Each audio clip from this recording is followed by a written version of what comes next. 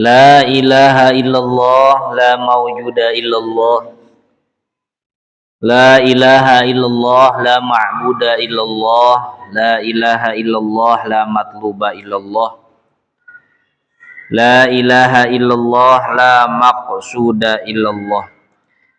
Bismillahi tawakkalna 'ala Allah, la haula wa la quwwata illa billahil aliyil azim. Rabbi shrah li sadri wa yassir li amri wahlul 'uqdatam min lisani yafqahu qawli. Rabbi shrah lana sudurana wa yassir lana umurana wahlul 'uqdatam min lisanina yafqahu qawlana ya fattahu ya alim. Ya fattahu ya alim, ya fattahu ya alim. Al-Fatihata ila hadratin Nabil Mustafa Rasulullah sallallahu alaihi wasallam wa ala alihi wa azwajihi wa dzurriyyati wa ahli baitihi wa ila jami' arwahi muallifil kutubil ladzina ta'allamna wa 'allamna mu'allafatihim khususan ila muallifi hadzal kitabna Riyadhus Shalihin. Nas'aluka Allahumma an tanfa'ana bi'ulumihim naf'am mubarakan lana walidinika walinnasi ajma'in. Al-Fatihah. A'udzu billahi minasyaitonir rajim. Bismillahirrahmanirrahim. Alhamdulillahi rabbil alamin arrahmanir rahim maliki yaumiddin. Iyyaka na'budu wa iyyaka nasta'in. Ihdinas siratal mustaqim. Siratal ladzina an'amta 'alaihim ghairil maghdubi 'alaihim waladdallin. Amin. Hadratul Mukarramin yang sangat kami hormati, kami muliakan, kami banggakan, para asatidzah, para guru yang hadir pada kesempatan kali ini, Ustadz Bari, Ustadz Suro, dan yang lainnya.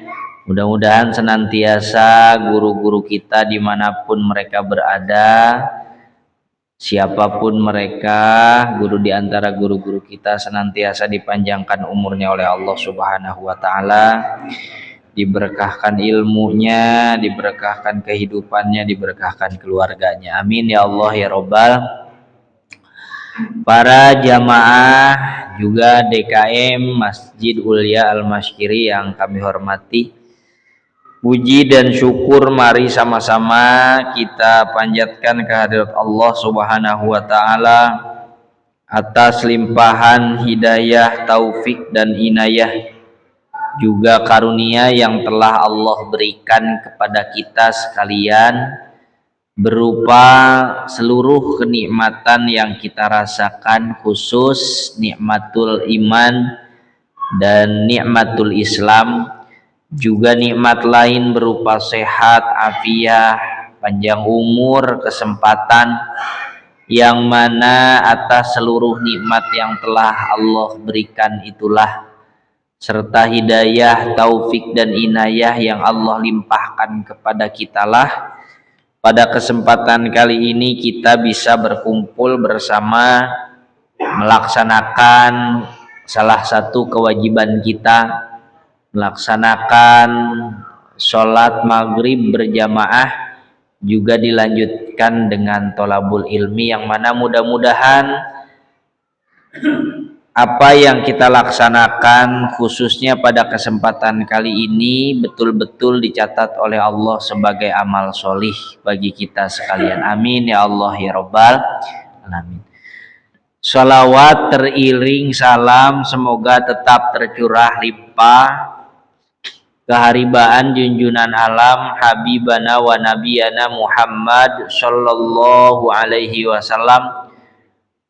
Semoga sholawat pula sampai kepada para keluarganya, para sahabatnya, tabiin, tabiatnya, juga mudah-mudahan keberkahan sholawat sampai kepada kita sekalian umatnya. Amin ya Allah ya Rabbal alamin. Yang pertama menyampaikan salam dari guru kita Ustadz Ruston Nawawi yang pada kesempatan petang kali ini, sore kali ini tidak dapat hadir di tengah-tengah kita karena beliau menghadiri acara di Cirebon di Al-Bahzah kalau nggak salah, Maulid dari hari ini, hari Sabtu dan hari Ahad kalau nggak salah, sampai hari besok. Jadi mudah-mudahan guru kita semuanya dilancarkan perjalanannya, disehatkan jasmani dan rohaninya, selamat kembali, tiada ada kekurangan dan halangan apapun sampai ke tengah-tengah kita kembali. Amin ya Allah ya Rabbal alamin. Bapak-bapak, para jamaah sekalian, kayaknya udah lama tidak bertemu. Tadi menurut Pak Suro ketika berjabat tangan kemana aja, Pak Suro mungkin yang kemana aja nih. Suruh kemana aja ya. Sudah lama tidak berjumpa. Mudah-mudahan bapak-bapak semuanya tambah sehat, tambah berkah, ya, tambah apa lagi nih? Tambah rezekinya, gitu kan? Rezeki anak, tambah istri. Kelihatannya sih alhamdulillah berseri-seri, tidak ada yang muram gitu mukanya ya, artinya nggak punya hutang, tidak ada beban hidup yang berarti sepertinya ya semuanya, karena insya Allah bapak-bapak di sini pandai bersyukur insya Allah. Bismillahirrahmanirrahim. Melanjutkan materi yang telah disampaikan oleh Ustadz Ruston Nawawi, masih juz 1 berarti ya, babnya wasiat dan pamitan. Betul, wasiat dan pamitan seorang sahabat ketika berpisah dengan temannya untuk sebuah perjalanan. Nah kemarin Ustadz Ruston pamitan nggak pekan kemarin kan? Enggak ya, harusnya pamitan ya. Wah nih pelanggaran berarti. Wasiat dan pamitan seorang sahabat ketika berpisah dengan temannya untuk sebuah perjalanan atau hal lainnya, dan saling mendoakan dan meminta doa. Hal ini pula dilakukan oleh nabi-nabi sebelum Nabi Muhammad SAW, bagaimana tercantum di awal babnya surah surah Al-Baqarah. Nabi Ibrahim berwasiat kepada anaknya. Nabi siapa lagi? Nabi Yakub, id qala Yaqub li banihi ma ta'buduna min ba'di. Ketika Nabi Yakub bertanya kepada anaknya ketika hendak mau meninggal, ya kalau Nabi mau meninggal mah mereka mah apa namanya? Tahu ya. Kan di hadis yang keberapa tuh? Yang pertama kalau nggak salah ya. Ketika Nabi Muhammad SAW berkumpul dan menyampaikan pidato kepada siapa? Kepada sahabat-sahabatnya, menyampaikan bahwa kata Nabi Muhammad, utusan Allah akan segera datang. Berarti kalau utusan Allah akan segera datang, ketika Nabi berwasiat apa? Malakul maut. Malakul maut, wasiat. Ya, kita juga dianjurkan ya wasiat. Kalau mau tidur, catat tuh wasiat kalau bisa di mana? Di kertas, kalau nggak ngobrol sama ahli keluarga kita. Apalagi kalau punya utang piutang. Insya Allah kalau utang nggak ada kan tadi ya, berarti piutang. Si Anu punya utang 2M. Dulu ayah pernah ngebayangin kayak gitu, di bawahnya kayak gitu tuh. Dulu ayah pernah ngebayangin kayak gitu. Ya, si Anu jangan ditagih utangnya 2M, nggak apa-apa. Dulu soalnya ayah pernah ngebayangin kayak gitu. Jadi wasiat. Nah kemarin sampai adalah hadis kedua, bagaimana Abu Sulaiman, atau siapa Abu Sulaiman di sini? Malik bin Al-Huwairith radhiyallahu an, dengan beberapa temannya yang lain menjadi seorang santri. Wih, ini kan santri sekarang lagi disorot nih ya. Pesantren ini lagi di apa? disorot setelah kejadian yang kemarin apa tuh? Hah? Ambruk.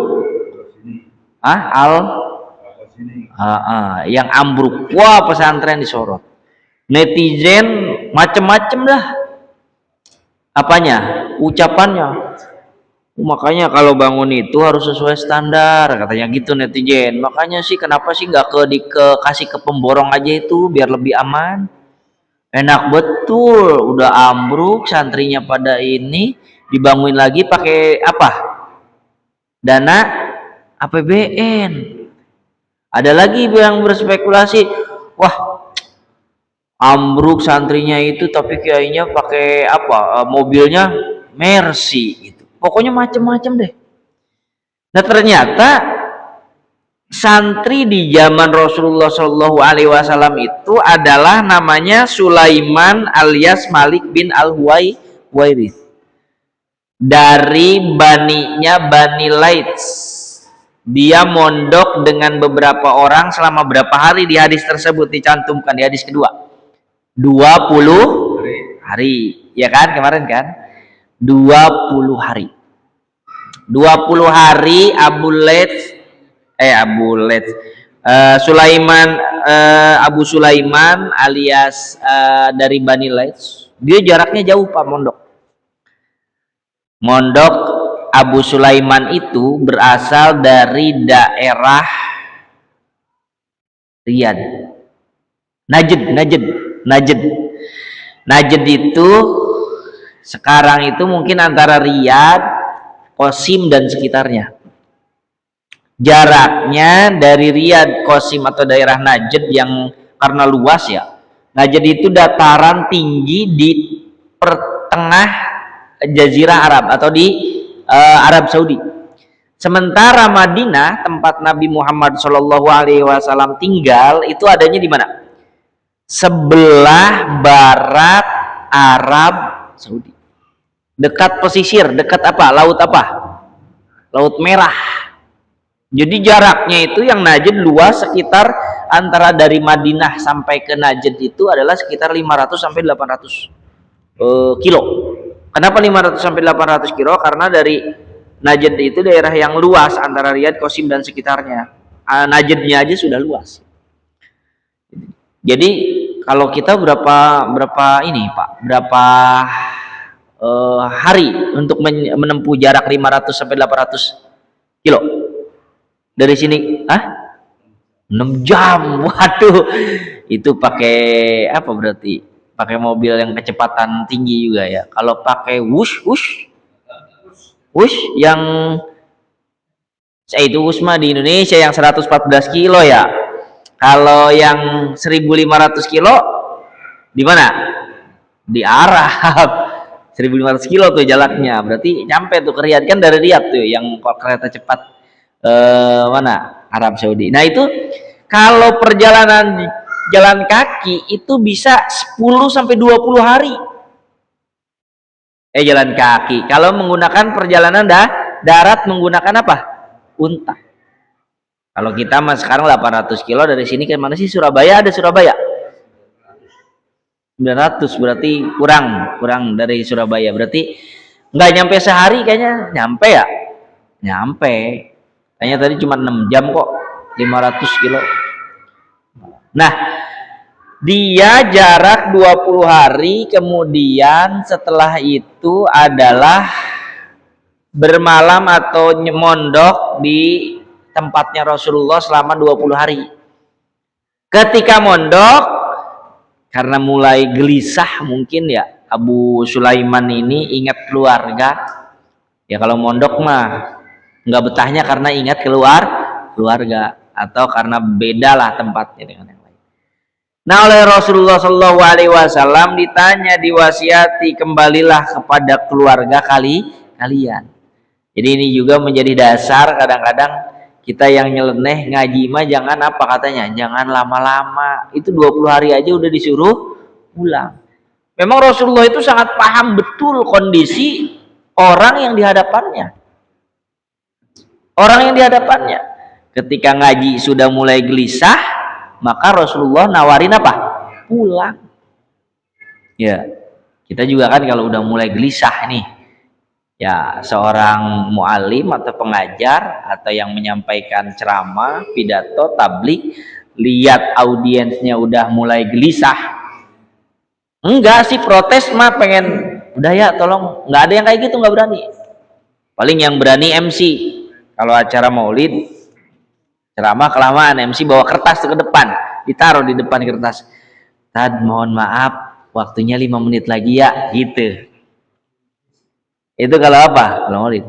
Kalau lagi ngaji protesnya nggak ada yang Tad udah ya lama-lama, nggak ada. Paling protesnya satu, udah nggak betah dah duduk juga, udah begini, ntar selonjoran kaki, ntar dilipat lagi, ada tembok kita senderan tuh gitu tuh, udah mijit-mijit kaki kan udah agak protes.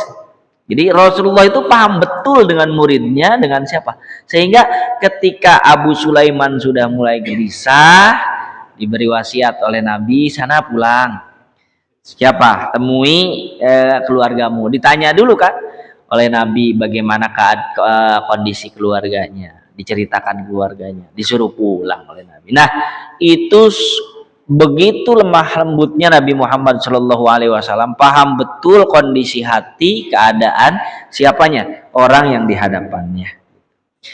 Nah sekarang adalah hadis ketiga, wa'an Umar bin Khattabi radhiyallahu anhu, dari Umar bin Khattab radhiyallahu anhu.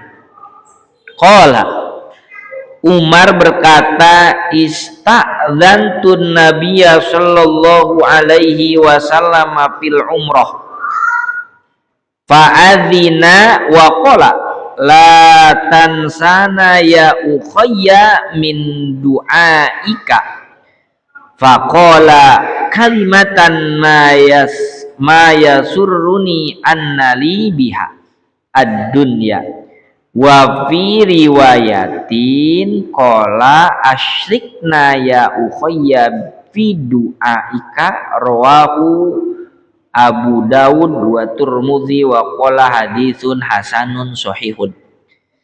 Dari Umar bin Khattab, hadis ini dari Umar bin Khattab, ketika Umar bin Khattab pergi melaksanakan ibadah apa? Ibadah umroh. Nih, Umar bin Khattab mau ibadah umroh, Umar apa?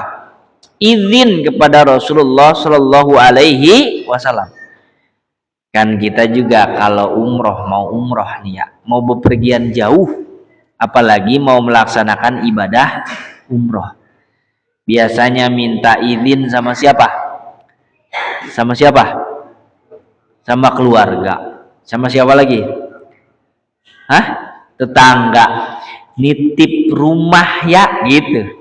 Padahal rumah mah nggak bakal ada yang apa? Ngambil. Ya kalau isinya bisa jadi nitip rumah. Atau kita itu biasanya, kalau dulu saya kalau mau pesantren, dulu saya mau pesantren nih Pak, itu minta izin sama doanya dari guru saya yang di sini. Misalkan saya ngaji di sini di pengajian gitu kan, sama dulu ustadz saya di mamang saya, itu minta izin, Mang saya izin nanti bentar lagi kelar sekolah tanggal sekian saya mau apa, mau mau pesantren, saya bilang gitu. Jauh tuh pesantren, mau pesantren, izin, itu adabnya tuh kayak gitu. Atau kalau orang tuanya sudah meninggal, biasanya kita apa dulu? Jarah dulu Pak, minta izin. Mau umroh, mau kemana, apalagi anak mau melaksanakan apa? Pesantren, nuntut ilmu. Dulu, zaman dulu, di Bani Israel itu ada seorang pemuda mau menuntut ilmu. Ini diceritakan dalam kitab Nasuhul Ibad. Ketika itu seorang pemuda mau menuntut ilmu, dia bilang sama ustadznya, sama nabinya, kalau zaman dulu tuh nabinya nabinya Bani Israel zaman dulu. Cuman tidak diceritakan di situ keterangan jelas nabinya namanya siapa. Dan ketika menyampaikan, mengutarakan keinginannya atau maksudnya datang ke situ untuk minta izin dan minta doa bahwa beliau mau melaksanakan perjalanan jauh untuk menuntut ilmu, si nabinya itu berkata, ini a'idzuka bi salasati asya', saya akan menasehatimu dengan 3 hal, 3 perkara. Fiha ilmul awwalina wal akhirin, katanya, bahwa yang 3 hal itu menjadi ilmunya orang-orang terdahulu dan ilmunya orang-orang yang akan datang untuk menuai kesuksesan dalam menuntut ilmu. Apa nasihatnya atau apa wasiatnya? Wasiatnya khofillah fisirri wal alaniyah, kata Nabi. Takutlah kepada Allah dalam keadaan sendiri maupun dalam keadaan sembunyi-sembunyi. Yang kedua adalah apa? Wamsik lisanaka anil kholqi la tadhkuruhum illa bi khairin. Jangan ngomongin orang lain atau jangan ngobrol sama orang lain banyak panjang lebar kecuali obrolan itu atau ngomongin kebaikan orang lain atau ngobrol dalam urusan kebaikan. Dan yang ketiga, wangzur khubzaka allati ta'kulu minha. Lihat rotimu atau makananmu yang akan kamu makan. Yang mana pastikan allati ta'kulu minha halalun. Yang mana roti itu, gandum itu, makanan itu sudah dipastikan apanya? Kehalalannya, baik datiahnya maupun cara mendapatkannya. Tuh, itu dianjurkan, Pak. Kita kalau mau apa, bepergian jauh atau mau apalagi izin, apalagi namanya sama orang tua dan sama guru. Ini mah jangan sampai orang tua kita tinggal di rumah. Orang tua kita tinggal di rumah kita, maksudnya pas mau berangkat aja dulu, orang tua kagak dikasih tahu, ini anak gua kemana, sehari belum pulang, kan jadi was-was kalau orang tua. Paling enggak telepon, kalau enggak bisa ketemu orang tua, mak mau berangkat dulu ke sana. Biasanya kita datang ke rumah orang tua tiap hari itu nggak bisa datang, maka telepon. Biasanya kita datang seminggu sekali, minggu itu kira-kira tidak bisa datang, telepon, izin, ngasih tahu. Apalagi sama kalau mau menuntut ilmu, nanti dikasih wasiat, didoakan, gitu maksudnya. Dulu ya guru kita Ustaz Ruslan ini pernah cerita dia itu biasanya ke rumah emak kan seminggu sekali atau seminggu 2 kali. Pas jadwal ke rumah emak ceritanya, beliau berangkat ke Tasik nggak bilang-bilang, lupa. Begitu mobilnya ada suara ledakan dari mobilnya, duar gitu tuh. Tapi bukan apa namanya, bukan ban pecah, tapi kayak koslet kayak gitu. Langsung dari situ dia ingat kali ya mamanya, telepon mamanya nih, mak lagi ngapain? Ngapa-ngapain, kemana, nggak kesini, lagi di jalan mak ke Tasik, maaf ya nggak ngomong kayak gitu. Jadi suka ada apanya, mentaknya kalau orang sini mah bilangnya, suka ada apanya, akibat. Jadi begitu tuh. Nah inilah yang dilakukan siapa? Umar. Kata Umar, istadzantu, aku izin an-nabiyya sallallahu alaihi wasallam kepada Nabi Muhammad sallallahu alaihi wasallam. Untuk apa? Fil umroti, dalam bahwa beliau ini akan melaksanakan apa? Umroh. Umar lo perlu izin, perlu Pak, apalagi zaman dulu mah melaksanakan umroh dari Madinah ke Mekah itu berapa lamanya? Perjalanannya tidak cukup 10 hari. Kita aja dari Mekah ke dari apa ini namanya? Dari Indonesia ke Mekah berapa jam pesawat? 10 jam, 9 jam lebih ya. Kalau hitungannya sini, cuman agak gecelok aja. Berangkat dari sini jam 2, katanya 9 jam nyampe ke sono lah. Kok baru kelar maghrib? Ya, berangkat dari sini jam 2 nih tekopet, lah nyampe ke sono kok masih terang. Baru maghrib, baru petang, katanya 10 jam. Karena bedanya waktunya itu berapa? 4 jaman. 4 jam ya. Itu cukup kalau pakai pesawat 2 hari 3 hari pulang pergi. Kalau umroh doang kan nggak perlu ke kemana-mana, selesai. Nah kalau ini bisa lebih. Umar izin kepada Nabi, kata Nabi fa'adina, kemudian kata Umar fa'adina, Nabi mengizinkan. Waqala, kemudian Nabi berkata kepada Umar, la tansana ya ukhayya min du'aika. Kata Nabi, wahai saudaraku, jangan lupa ya doakan kami. Kata siapa?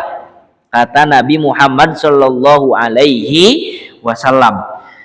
Faqala, kata Umar, kalimatan maya surruni annali biha ad-dunya. Kata Umar, kalimat ya ukhayya la tansana ya ukhayya min du'aika itu adalah kalimat yang apa? Kalimat yang bagi Umar itu lebih membahagiakan daripada mendapatkan apa? Harta kekayaan dunia. Jadi kalimat kata Nabi, jangan lupa doain kami ya Umar, atau jangan lupa doakan kami ya saudaraku. Kata siapa? Kata Nabi Muhammad. Itu buat Umar lebih membahagiakan ketimbang dunia dan segala kekayaannya, kenikmatannya. Atau dalam redaksi lain, hadis lain dituliskan di sini, wa fi riwayatin qala asyrikna ya ukhayya fi du'aika. Sertakan kami ya ukhayya, wahai saudaraku atau wahai saudara kecilku, apa? Ketika doa, dalam doa. Jangan lupa doain. Kan kita juga kalau umroh, kalau ada yang mau umroh kayak gitu, bener nggak? Ada umroh, orang mau umroh atau mau melaksanakan ibadah haji, biasanya acara apa dulu di rumah? Sapar, walimah sapar, ya. Acara walimah sapar, ya nggak banget dianjurkan sih, nggak banget dianjurkan. Itu mah yang mau aja gitu. Tapi untuk doa, misalkan mau berpergian jauh itu sangat dianjurkan. Nah, walimah sapar itu ya bukan cuman euforia doang, tapi bagaimana seorang yang mau berangkat itu minta doanya orang-orang mukmin yang hadir pada acara tersebut, terlebih kepada orang tuanya, gurunya, dan yang lainnya, agar didoakan dan mendoakan nantinya. Ingat, beda Pak. Ada orang misalkan kita mau berangkat umroh, ini orang kenal di sekitar, cuman jarang muncul ke permukaan, teman-teman kita lah yang jarang interaksi.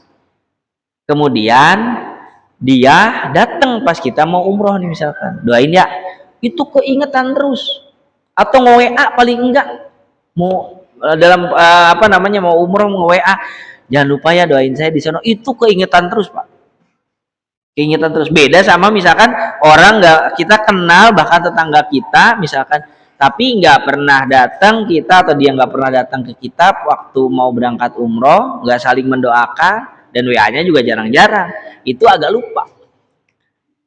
Bahkan kalau di Mekah, di Madinah itu makomnya makom kebanyakan banyak makom apanya?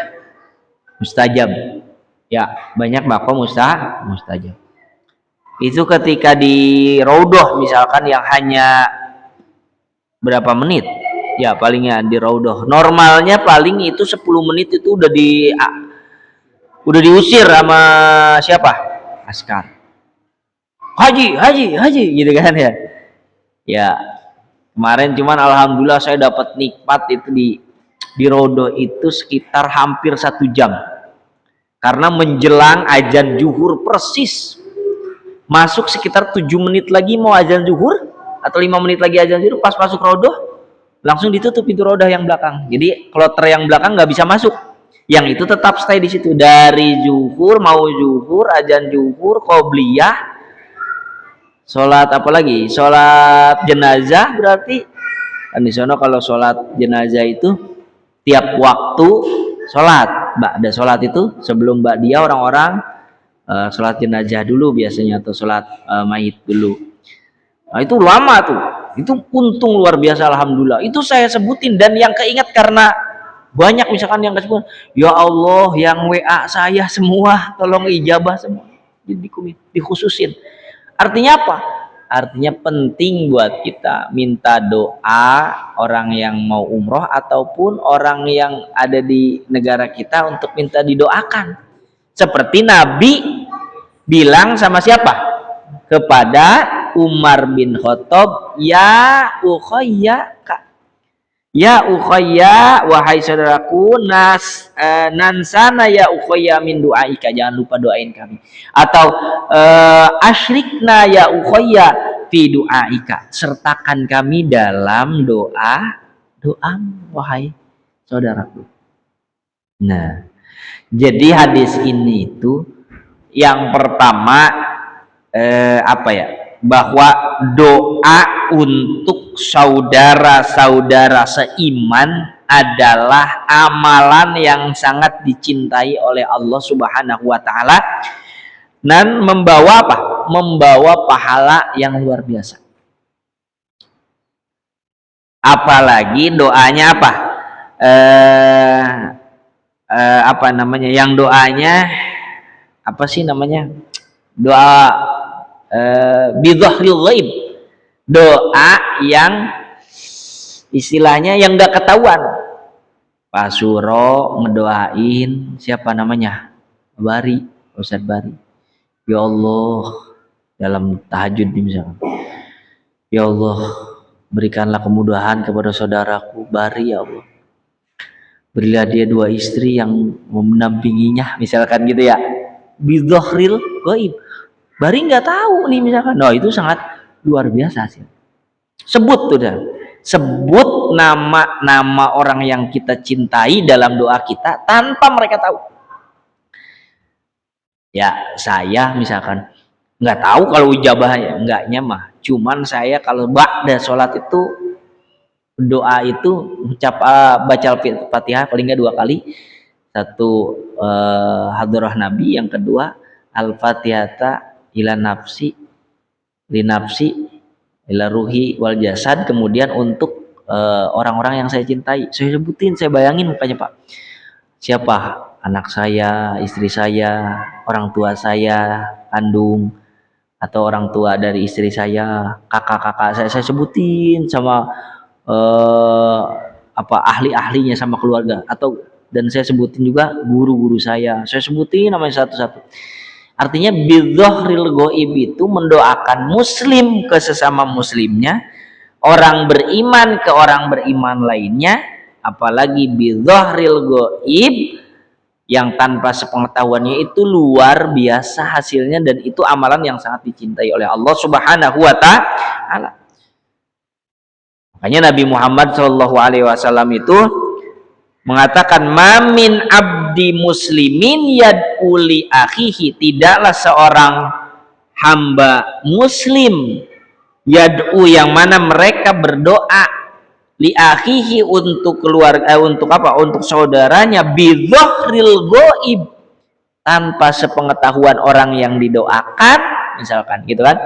Nah, itu illa qala al malaku walaka bimithli. Jadi orang yang doa nih, Allah saya doain Pak Suro biar sehat, panjang umur, banyak rezeki, melimpah ruah, anaknya jadi anak yang soleh, istrinya jadi istri soleha, kalau ada yang mau lagi percepat ya Allah, misalkan, tanpa sepengetahuan Pak Suro. Illa qala al malak, kata Nabi, kecuali malaikat mengaminkan, walaka bimitl, kata malaikat, begitu juga kamu. Artinya hal yang serupa semoga menimpa kamu. Jadi kalau saya mendoakan Pak Suro hal yang demikian tadi, malaikat juga mendoakan hal yang sama apa yang kita ucapkan kepada diri kita. Begitu. Maka ketika apa namanya, Nabi Muhammad SAW meminta doa kepada Umar bin Khattab, ya, Umar bin Khattab itu adalah amalan yang dicintai oleh Allah Subhanahu wa taala, karena Nabi Muhammad Shallallahu alaihi wasallam meminta doanya Umar bin Khattab, dan mendoakan mukmin ke mukmin adalah amalan yang sangat cintai, disukai, bahkan diaminkan oleh malaikat. Makanya jangan pelit kalau apa? Kalau doa. Ya Allah, Allahumma firli wali walidayya, Allahumma firli, gitu doang. Ya Allah, ampuni saya, ampuni kedua orang tua saya. Tambahin yang lain, Pak. Allahumma fir lil mu'minina wal mu'minat wal muslimina wal muslimat. Ya Allah, ampuni orang-orang muslim, orang-orang mukmin. Dan itu malaikat pun mendoakan kita hal yang serupa yang kita ucapkan. Ya Allah, misalkan apa, kalau kunut najilah kita mendoakan orang-orang muslim yang ada di mana, misalkan yang di Palestina, Allah mansur umat Sayyidina Muhammad, ya Allah tolong umat Nabi Muhammad di Palestina, yang ada di Palestina. Dan itu hal yang sama diaminkan oleh malaikat, walaka bimit, dan kata malaikat hal yang sama juga serupa menimpa kamu. Artinya Allah juga akan menolong. Allahumma aizil islam wal muslimin wa dhilla syirka wal musyrikin wansur ibadakal muwahhidiyata wansur man nasruddin. Ya Allah, tolong orang-orang yang apa? Mengesahkan kamu. Ya Allah, tolonglah orang-orang yang menolong agamamu. Maka malaikat juga mendoakan hal yang sama, walaka bimit walaka bimit. Itu kata mereka. Jadi mendoakan, makna dari hadis ini, mendoakan yang pertama, mendoakan sesama mukmin adalah hal yang sangat dicintai oleh Allah Subhanahu wa taala.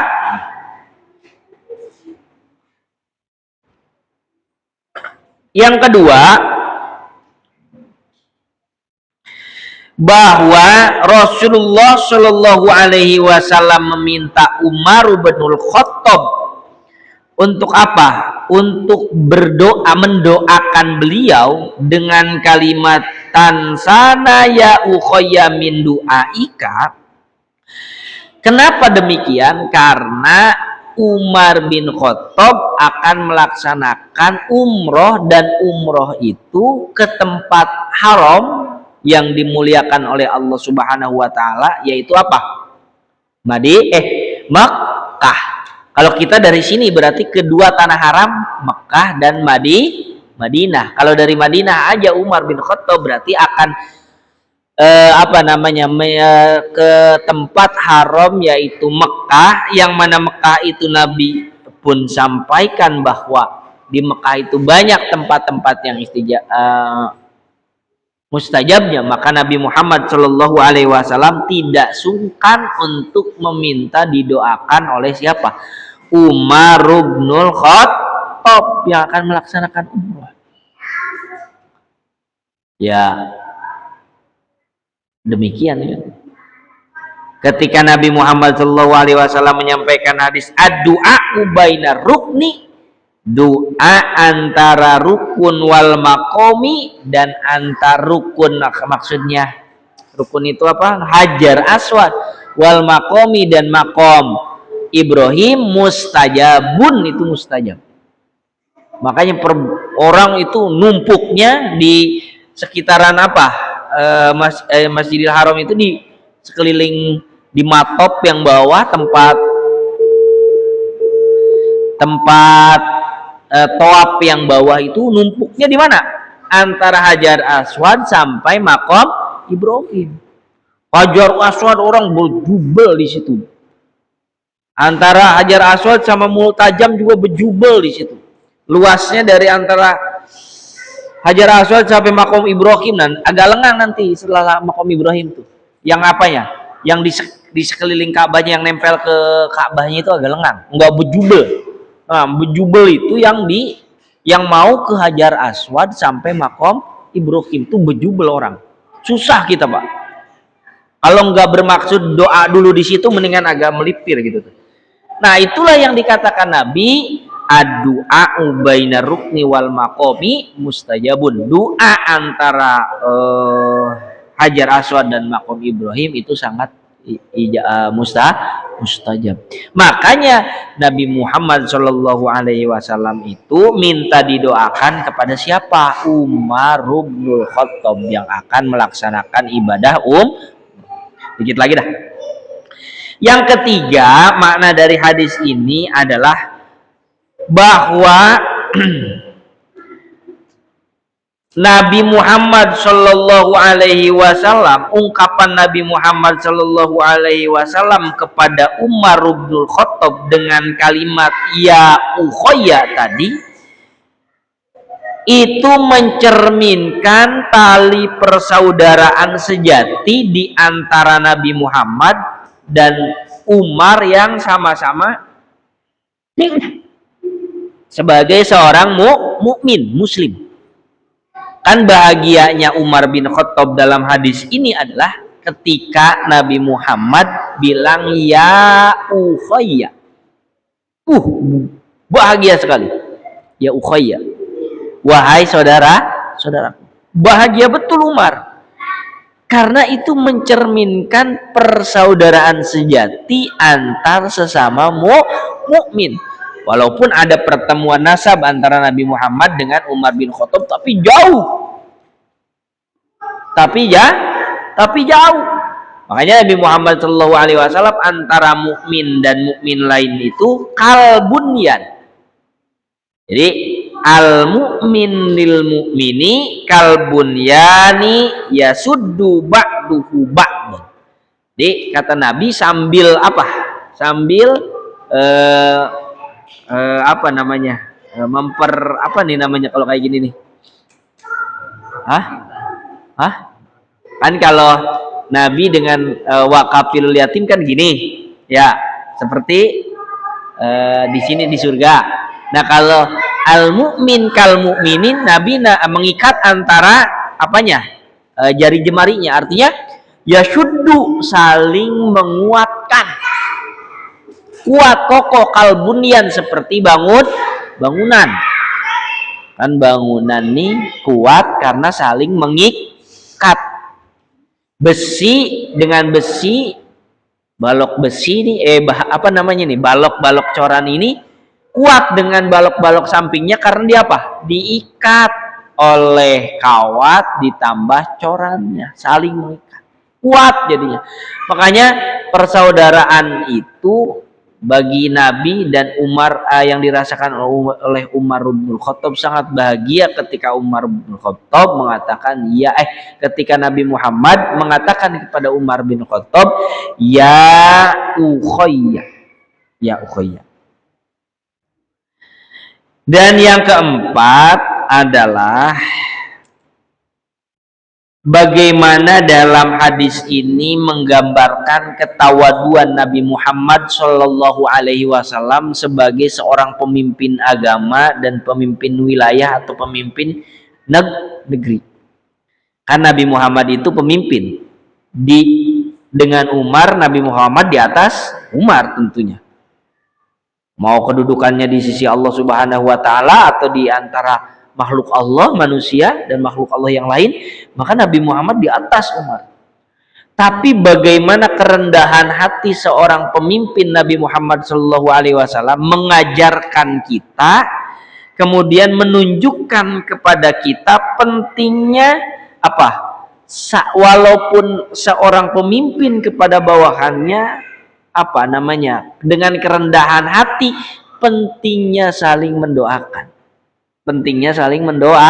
Mendoakan. Mau pemimpin ke atasan, mau ke pemimpin ke bawahan atau bawahan ke pimpinan, maka saling mendoakan itu hal yang sangat penting. Dan itu tidak akan menjatuhkan harkat martabat seorang pemimpin ketika minta didoakan oleh siapanya? Bawahannya. Ini menggambarkan kerendahan hati Nabi Muhammad Shallallahu Alaihi Wasallam, ketawaduan Nabi Muhammad Shallallahu Alaihi Wasallam, meminta didoakan dan disertakan dalam setiap doa Umar bin Khattab ketika mau melaksanakan ibadah Nah, itulah salah satu hadis dalam bab wasiat, pamitan dan pamitannya seorang sahabat seseorang kepada siapa? Kepada temannya, kepada saudaranya, kepada orang tuanya atau kepada orang yang dicintainya ketika mau bepergian jauh berpisah atau berpisah. Mudah-mudahan ada manfaatnya khusus bagi saya dan umumnya para jamaah sekalian, dan kita sama-sama bisa mengamalkan apa yang telah disampaikan berupa hadis-hadis Nabi Muhammad SAW yang ada dalam kitab Riyadhus Shalihin ini. Wallahu a'lam bishawab. Kita tutup dengan doa kafaratul majlis bersama-sama. Subhanakallahumma wa bihamdika asyhadu an la ilaha illa anta astaghfiruka wa atubu ilaihi walhamdulillahi rabbil alamin wal afu minkum. Assalamualaikum warahmatullahi wabarakatuh.